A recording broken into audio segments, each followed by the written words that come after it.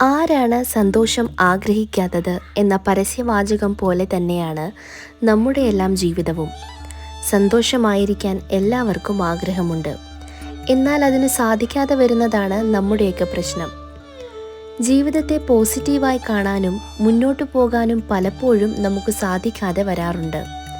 വീഴ്ചകൾ ജീവിതത്തിൽ പലപ്പോഴും എല്ലാവർക്കും സംഭവിക്കുന്നതാണ്. അതിനെ എങ്ങനെ അതിജീവിച്ച് ജീവിതത്തെ പുതിയൊരു കാഴ്ചപ്പാടിലൂടെ കാണുന്നു എന്നതിലാണ് കാര്യം. ഒരു ന്യൂറോ സയൻറ്റിസ്റ്റിനോട് ചോദിച്ചാൽ പറയും സന്തോഷം എന്നത് ഒരു ന്യൂറോ കെമിക്കൽ റിയാക്ഷൻ ആണെന്ന്. ഇനി ഒരു ബയോ കെമിസ്റ്റിനോട് ചോദിച്ചാൽ പറയും സന്തോഷം എന്നത് ഒരു പറ്റം ഹോർമോണുകളുടെ കളിയാണെന്ന്. എന്നാൽ ഒരു സന്യാസിയോട് ചോദിച്ചാലോ, സന്തോഷം എന്നത് നമ്മിലേക്ക് തന്നെ നോക്കിയാൽ ലഭിക്കുന്നതാണെന്ന് അദ്ദേഹം പറയും. അപ്പോൾ ശരിക്കും എന്താണ് സന്തോഷം? ഒരു കാര്യം ശരിയാണ്, സന്തോഷം കണ്ടെത്തണമെങ്കിൽ നമ്മൾ തന്നെ വിചാരിക്കണം.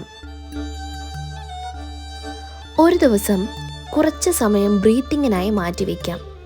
നമ്മളെപ്പോഴും ശ്വസനം ചെയ്യുന്നുണ്ട്, പക്ഷേ ശ്വാസവും സന്തോഷവും തമ്മിലുള്ള ബന്ധത്തെക്കുറിച്ച് നമ്മൾ ചിന്തിക്കാറുണ്ടോ? ശ്വാസഗതിക്ക് നമ്മുടെ മാനസികാരോഗ്യത്തെ നിയന്ത്രിക്കാൻ സാധിക്കുമെന്നാണ് ആചാര്യന്മാർ പറയുന്നത്.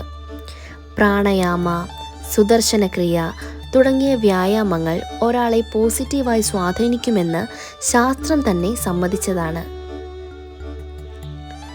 നെഗറ്റീവ് എന്തൊക്കെ ഉള്ളിലുണ്ടോ അതിനെയൊക്കെ പുറന്തള്ളിയാൽ തീരാവുന്ന പ്രശ്നം മാത്രമേ നമുക്കുള്ളൂ. ഇന്ന് നമ്മൾ എല്ലാവരും സ്മാർട്ട് ഫോണിനും ഇൻ്റർനെറ്റിനും അടിമകളാണ്. ഇത് ആളുകളിൽ മെൻ്റൽ ടെൻഷൻ, വിഷാദം എന്നിവ വർദ്ധിപ്പിക്കുന്നുണ്ട് എന്ന് കണ്ടെത്തിയതാണ്. അപ്പോൾ ഒരു ദിവസം അല്പനേരം അത്തരം ഉപകരണങ്ങളിൽ നിന്നൊരു വിട്ടുനിന്നാലോ? ഈ സമയം ഇഷ്ടമുള്ള മറ്റെന്തെങ്കിലും ജോലികൾ ചെയ്തു നോക്കൂ. അതുണ്ടാക്കുന്ന മാറ്റം നിങ്ങൾക്ക് തന്നെ മനസ്സിലാകും. നല്ല ഉറക്കം എന്നത് ജീവശ്വാസം പോലെ പ്രധാനമാണ്. സോഷ്യൽ മീഡിയ ഉപയോഗവും സ്മാർട്ട് ഫോൺ അടിമത്തത്വവുമെല്ലാം ഇന്ന് ആളുകളുടെ ഉറക്ക സമയം കുറച്ചു.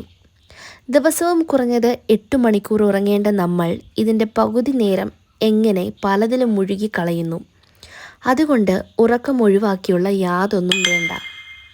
കഠിനമായ വർക്കൗട്ടല്ല വ്യായാമം എന്നുദ്ദേശിക്കുന്നത്. ശരീരത്തിന് ആയാസം നൽകുന്ന എന്തും ഇതിൽപ്പെടാം. ദിവസവും അല്പനേരം വ്യായാമം ചെയ്യാൻ മാറ്റിവെക്കൂ. ഇത് ശരീരത്തിനും മനസ്സിനും ഗുണം ചെയ്യും. ആഹാരവും നമ്മുടെ മാനസികാരോഗ്യവും തമ്മിലും ബന്ധമുണ്ട്. പ്രോട്ടീനും പ്രോബയോട്ടിക്കും ഫൈബറും അടങ്ങിയ ആഹാരം കഴിച്ചു നോക്കൂ.